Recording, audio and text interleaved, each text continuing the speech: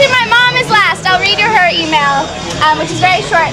But these are the Staten Island boys, Ramin and Pete. They're missing a piece of their story, but I think they'll make do. Because they're enterprising really nice fellows. to follow, I guess, too. I'm not gonna move back the crowd. I'll be over here. No, but he had a little piece of show and tell with ours. Speak up. Smokes too many cigarettes. We had a little piece of show and tell with ours, but like his funeral and his wedding and everything else.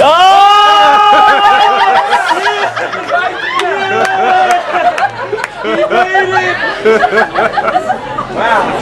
Yes! They are brothers. They are brothers. We are friends. so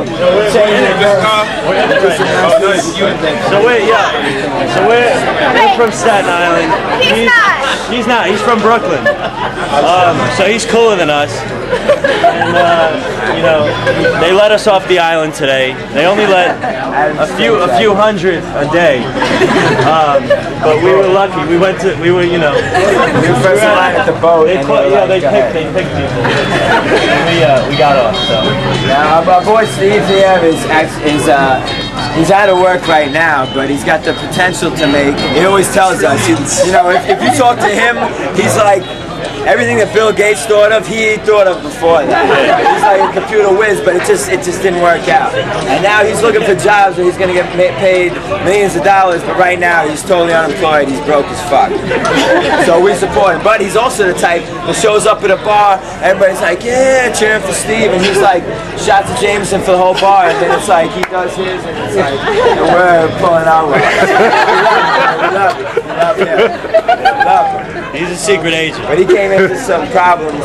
So, and also the $100 thing was tough because it was tough. It's like, oh my God, everybody's gonna think of these great I saw the philanthropic ideas, and like, everybody here was like the poor, the homeless, Jesus.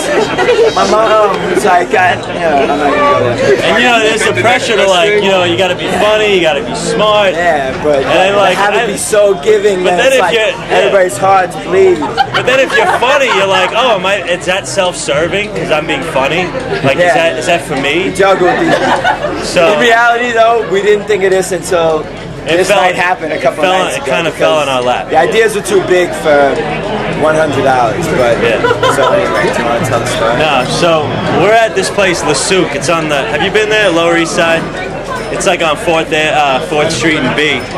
It's a cool place. You go, they play good music. Drinks are not like over $10, which is good. And louder? Louder.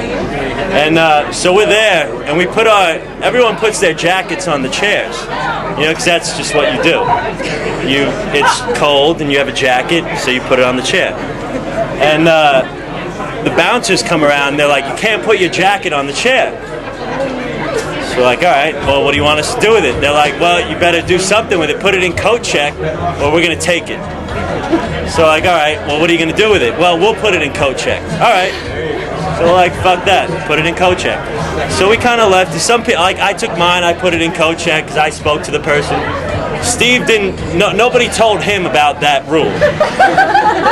And he left his jacket on the chair with his $700 phone in it. Steve's got a phone that he's more obsessed with than anybody in here is obsessed with anything. Like, he's constantly, he just created this fucking super computer, and it's like his whole life. And it's in a beautiful jacket too. And I'm wasting and dancing, and we don't realize that this fat fuck bouncer, douchebag, I'm sorry for the camera and everybody's words and ears, but he fucking grabs all this stuff. He told us he was putting stuff in coat check. He threatened us. Meanwhile, the whole place, he says more people than this, has their coats strewn all over the fucking place. So they take our coats, and two of our friends were like, where'd you find the coats? One found in coat check, the other two were outside where people were fucking smoking cigarettes. So we're like, oh shit. So,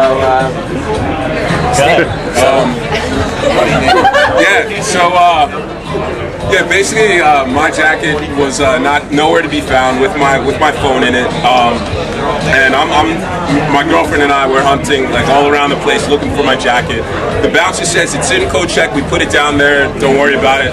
Went downstairs. The coat check Nazi like wouldn't even let me talk to her without a ticket and stuff. So.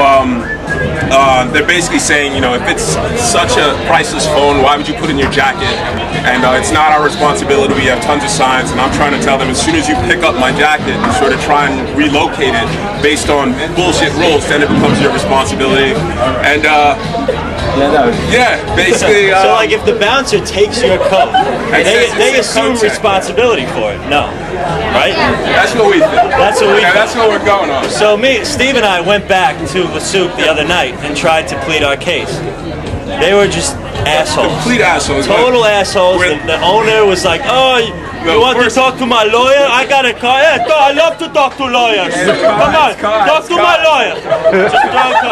So we're like, you know what? The best thing about that night was we went back there, we went and we're talking to like the manager at the door, and he's just like, "My bouncers aren't thieves. We don't take anything. My bouncers aren't thieves. We don't take shit." 3 seconds, a couple walks up, my jacket, my purse, everything's gone. The bouncer said it's in coat check. It's not in coat check. Yeah, while we're talking to the dude, someone else comes out of the bar and it's like, "Where's my shit?" He left my shit on the chair. He does one of these, just like walk away, and just walks them to like the back and sort of, I don't know what he does with them. We don't see them come out or know if they ever got their stuff. But you know, who checks a purse? No one checks a purse. I'm sure you guys leave a purse on a chair and have a dance or get a drink or have someone watch it. So these guys are checking purses and have their own discrimination as far as like what makes it to coat check and what, you know, they pocket, you know. And they probably picked up my jacket, felt it was a little heavy, saw the phone. Meanwhile, 6 o'clock in the morning, 15 calls to Mexico City on my phone, and just like, so it was definitely found. And I have yet to sort of find out like where the calls were made from, like what tower was responding to it, to find out the area and all that stuff, where the phone existed. Yeah, so pretty much like what we're gonna do is put $50 towards small claims court to file a claim on his behalf.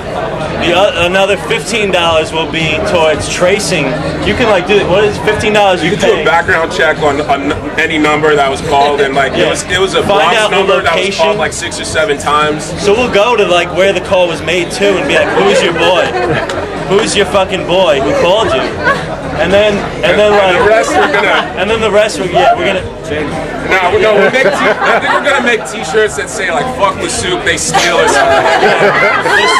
The souk stole my shit. Yeah, and like try and go there and like, you know, pick it. Yeah, like stand outside and try to get people not to go in there. Yeah. So it's the jacket and the phone. To me, it's like $1,000, and like that I can buy back, but the information on that is even more priceless. So he had pictures, like, you know. But I owe Steve 100 because on Nick's birthday, Courtney's like, "Here's your 100." I said, "Cool. 8 shots of Jameson, 4 beers." Oh my God! It's like Christmas. But I have the 100.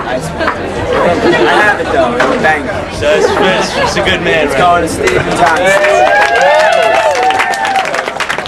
Justice, and to everyone, it's justice.